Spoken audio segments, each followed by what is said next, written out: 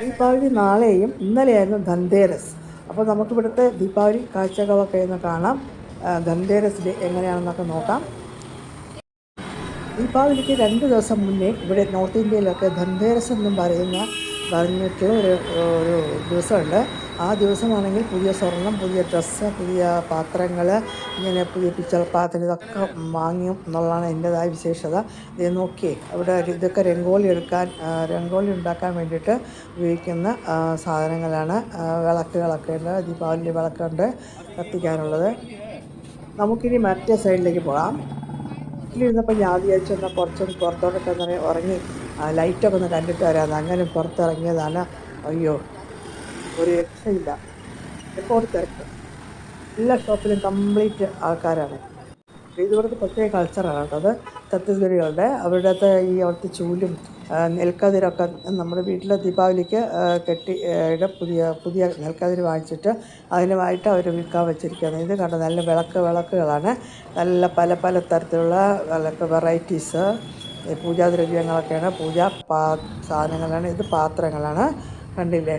ധൻതേരസിന് പുതിയ പാത്രമോ എന്തെങ്കിലുമൊക്കെ മേടിക്കണം എന്നുള്ളതാണ് എൻ്റെ ഒരു ശാസ്ത്രം.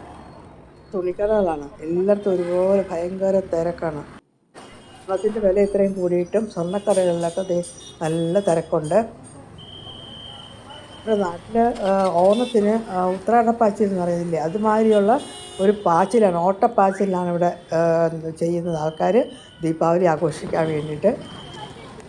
സ്റ്റോറേജ് ഇവിടെ സ്വീറ്റ്സൊക്കെ കിട്ടും. തോട്ടം കയറി നോക്കാം. പല വിധത്തിലുള്ള സ്വീറ്റ്സൊക്കെ വെച്ചിട്ടുണ്ട്.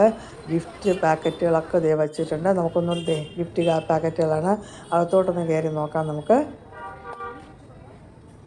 പല തരത്തിലുള്ള ഗിഫ്റ്റ് പാക്കറ്റുകളാണ്. ഇത് ഞങ്ങളുടെ വീടിന് തൊട്ട് പുറകിലുള്ള റെസ്റ്റോറൻ്റാണിത്. കാൻഹാജി എന്ന് പറയും.